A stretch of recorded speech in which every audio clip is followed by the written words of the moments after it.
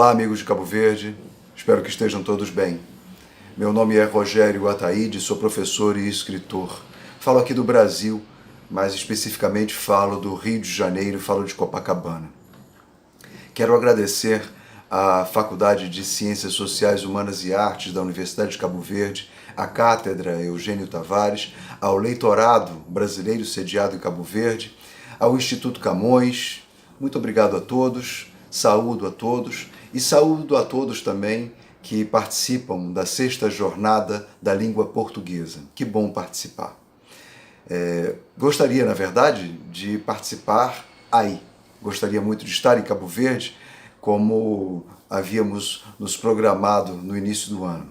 Esse tempo virá, né? Estamos nessas condições agora impostas pela doença malvada que se espalha pelo mundo todo, essa pandemia que nos obriga a ficar em casa mais tempo que gostaríamos, mas criamos nessas condições outras possibilidades de encontro, outras possibilidades de diálogo. Então, através dessas telinhas maquinosas dos celulares, dos computadores, podemos nos ver, podemos falar uns com os outros. Espero, na verdade, que possamos nos encontrar mesmo, fisicamente. Gostaria muito de, em breve, ir a Cabo Verde, poder encontrar amigos em Cabo Verde, fazer novas amizades e discutir alguns temas que me parecem tão interessantes e tão importantes, tão urgentes, talvez, no momento que nós vivemos. Bem, eu tenho me interessado muito em algumas questões que dizem respeito a um pensamento, a uma reflexão que pode servir para o Brasil, pode servir talvez até para uma reflexão conceitualmente interessante em outros lugares do planeta, mas certamente que tem um diálogo, uma possibilidade de diálogo com o Cabo Verde e seus intelectuais que me parece absolutamente adorável. Eu me refiro a algumas questões ligadas à modernidade, ao moderno, e também à concepção que vem sendo discutida, particularmente pelo Mário Lúcio Souza, da criolidade. É em cima disso que eu gostaria de falar algumas coisas. Olha, sobre o moderno, sobre a modernidade, nós estamos entrando agora nessa década de 2020, aqui no Brasil, de uma maneira bastante curiosa, porque esta década, há um século atrás, nos colocava diante de alguns grandes questionamentos sobre a identidade brasileira. Era a década de 20, que se iniciava com grandes exposições da chamada então arte moderna. Falávamos naquele momento de uma semana de arte moderna, realizada em fevereiro de 1922, e falamos de grandes publicações naquela década. Falamos de manifestos, jornais, livros, e culminando no final dos anos 20 com a publicação de Macunaíma, de Mário de Andrade, em 28, e no mesmo ano o Manifesto Antropófago, de Oswald de Andrade. É uma década muito rica para nós brasileiros, porque estávamos reinventando, repensando, redefinindo o que seria o Brasil. É importante lembrar que o ano de 1922 é igualmente importante porque foi a comemoração do primeiro centenário da independência do Brasil, ocorrida em 1822. Então, era um momento perfeito para se pensar o Brasil, para colocar o Brasil em novas bases. Pois então, estamos agora exatamente às vésperas desta mesma data, de uma data redonda de 22. Estamos agora falando de 2022, tão próximo, em que certamente vamos ouvir falar aqui no Brasil das comemorações do bicentenário da independência. Mas antes disso, antes de falar sobre o bicentenário da independência e fazer reflexões sobre a nossa identidade, a nossa vida social, o nosso cotidiano político, certamente o Brasil precisará rediscutir o tema do moderno. Eu, em outra ocasião, falava que esta palavra moderno, tão poderosa de significados, tão fortemente marcada por discussões conceituais e políticas, essa palavra moderno ela precisa ser o tempo todo discutida, reinventada. Então já falaram moderno e não parece ter sido suficiente, falaram pós-moderno, já tentaram sugerir o pós-pós-moderno. Eu não queria contribuir com mais confusão, mas eu tenho sugerido uma outra abordagem que seria o remoderno. Me perdoem por estar propondo mais uma invencionice, mas o remoderno seria talvez uma ideia interessante, porque é pensar novamente o moderno, talvez até pensar com padrões conceituais semelhantes àqueles de um século atrás. E por que remoderno? Porque estamos agora, no Brasil e em diversos outros lugares do mundo, aceitando tão gentilmente, tão docilmente o retrógrado, o passadiço, aquilo que já parecia ter sido superado, de tal maneira que nós precisamos realocar a discussão do moderno e fazer isso, portanto, dessa forma, como eu despretensiosamente sugiro, como um remoderno. O moderno recolocado, talvez até usando alguns princípios ou procedimentos desta ideia de modernidade que foi colocada lá há um século atrás. Precisávamos talvez recuperar isso e a partir deste ponto da modernidade, né, retomando suas discussões, seguir adiante. E para isso, um tema que vem sendo colocado nas últimas décadas, e particularmente Cabo Verde vem discutindo através de Mário Lúcio Souza, né, é a ideia da criolidade, da criolização, o crioulo, o ser crioulo. Eu preciso falar algumas coisas sobre isso antes de chegar ao ponto que gostaria de levantar como grande tema. No Brasil e nas Américas, a ideia de crioulo ela tem certamente outras abordagens diferentes daquelas que nós encontramos em Cabo Verde ou em outros locais. Na América de descendência espanhola, o crioulo é o descendente de espanhol, nascido nas Américas, aquele que nativo aqui manteve a cor de sua pele brancas, era uma elite socioeconômica na América hispânica, muito preocupados com as suas condições sociopolíticas, formavam uma elite e, por essa razão, muito preocupados também com a cor de sua pele, com uma suposta ou verdadeira herança hispânica. Aqui no Brasil, a ideia do crioulo já é diferente. O crioulo no Brasil é o negro nascido no Brasil, o descendente de africano nascido no Brasil e escravizado no Brasil. Esta palavra crioulo ela ganhou outras conotações e hoje no Brasil, aliás, já há algum tempo no Brasil, a palavra crioulo é um xingamento.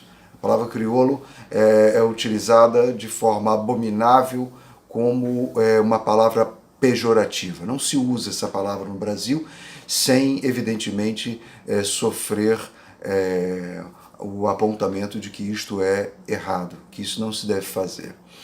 Bom, veja, são maneiras de se utilizar a mesma palavra completamente diferentes. Também é diferente aquela que nós encontramos na região do Caribe, onde o crioulo é também uma palavra que designa o idioma utilizado, um idioma que mistura informações de diversos outros idiomas e cria uma coisa nova. Me parece que é algo semelhante àquilo que ocorre em Cabo Verde. O crioulo, portanto, seria um idioma que traz consigo uma série de informações de outros idiomas e produz uma coisa nova.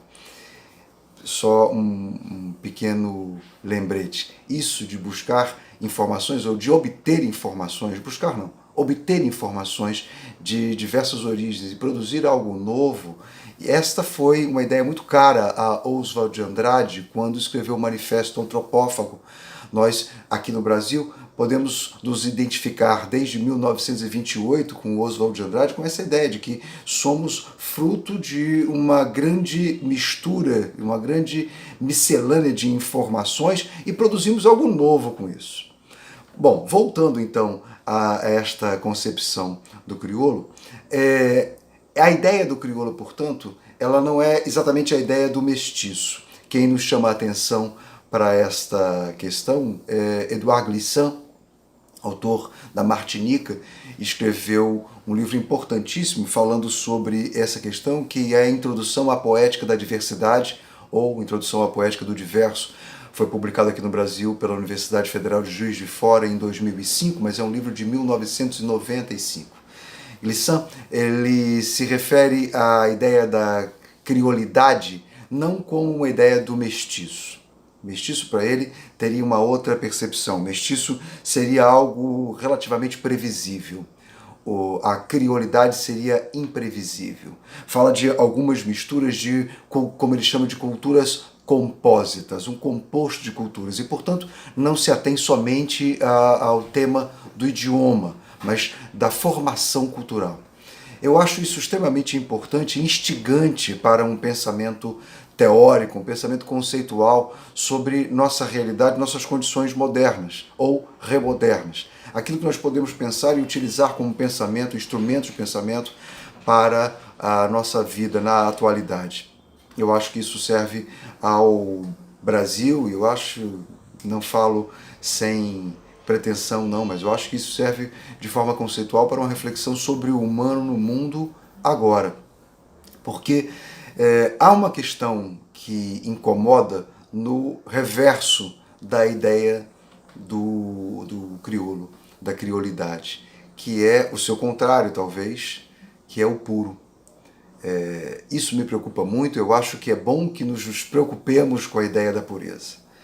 E eu gostaria também, ao mesmo tempo, de discutir esta ideia da criolidade e discutir também a ideia da pureza. Porque a ideia da pureza ela está muito associada à ideia da busca por uma origem.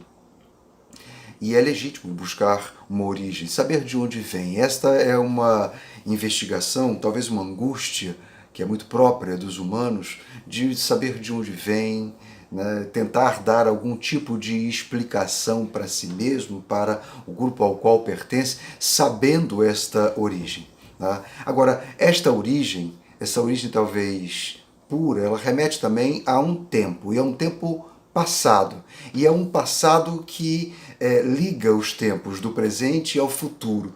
Portanto, essa ideia da pureza, associada à ideia da origem, prima e irmã da tradição, sugere a possibilidade de se pensar, portanto, quem somos nós. Portanto, estamos falando de identidade, né? Então, a busca pela pureza é também uma busca por uma identidade. E essa busca identitária me preocupa muito, porque eu costumo dizer que quem busca pela pureza vai encontrar. Porque a busca pela pureza, na verdade, ela é uma armadilha conceitual, uma armadilha existencial, porque quem busca pela pureza já parte de um princípio em que ela pode ser encontrada, que ela existe, e que aquele que procura por ela tem com ela uma relação de parentesco, tem com ela uma relação filial, herança. Aquele que busca pela pureza, busca por suas heranças. Né? Agora, me preocupa muito que essas heranças puras, essas heranças que remetem a uma tradição imaginada como algo original, ela frequentemente vai encontrar seu objeto de interesse, e o que se encontra nessa busca identitária eu acho que é muito perigoso, porque sabemos todos, não existe pureza. Isso é absolutamente ilusório, isso é um grande engano, contado talvez para os inocentes, para os tolos, dizer que há uma origem única, matricial e que é capaz de gerar tradições, né? Olha, nós aprendemos com Hobsbawm, né, que as tradições são inventadas. Aprendemos com Barthes que as tradições elas são compostas, que elas são adaptadas, elas são ajustadas, e que essas tradições elas não remetem, não devem remeter à ideia de uma pureza originária, identitária, né? Não. Nós estamos falando, portanto, de algo que é extremamente perigoso. Eu quero anotar aqui que o contrário da criolidade é o puro.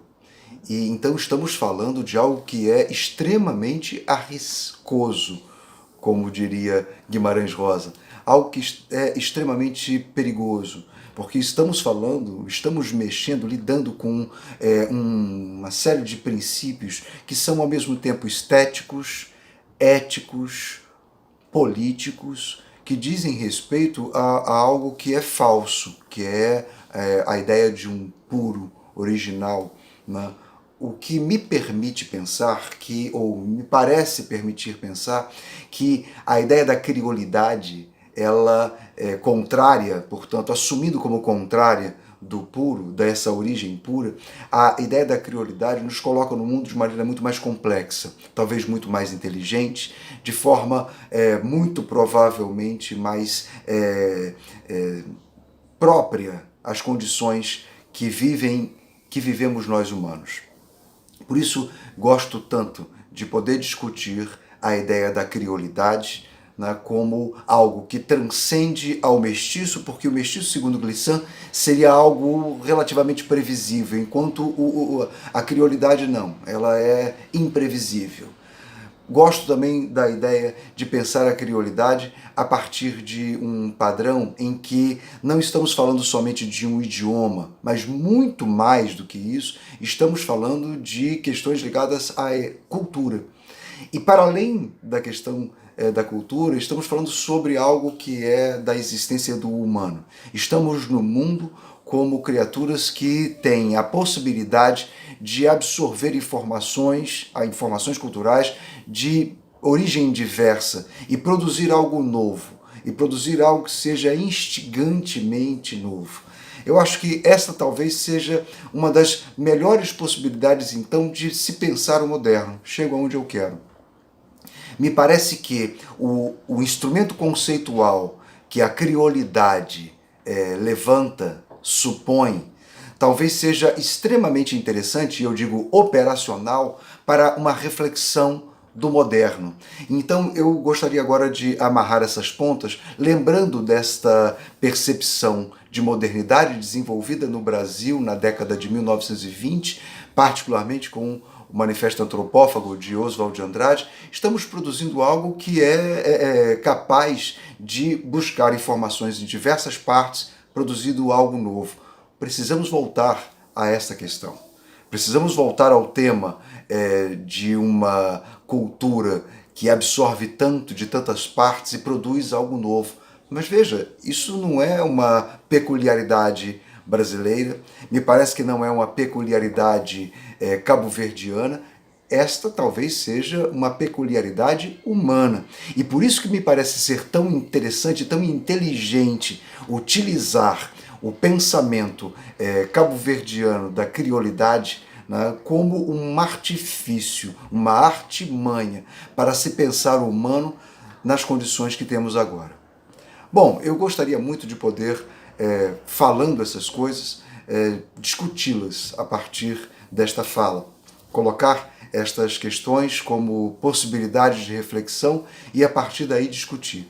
Gosto muito da ideia de poder, em algum momento, reencontrar Mário Lúcio Souza, conversar particularmente com ele, que escreveu o Manifesto Crioulo, e discutir esses grandes temas. Olha, muito obrigado pela oportunidade, muito obrigado pelo convite. Quero saudar a todos os amigos de Cabo Verde, dizer que certamente estaremos juntos em breve, e espero poder conversar sobre esses temas, discutir esses temas, quem sabe até produzir coisas novas a partir dessas ideias. Um grande abraço a todos, muito obrigado e até a próxima.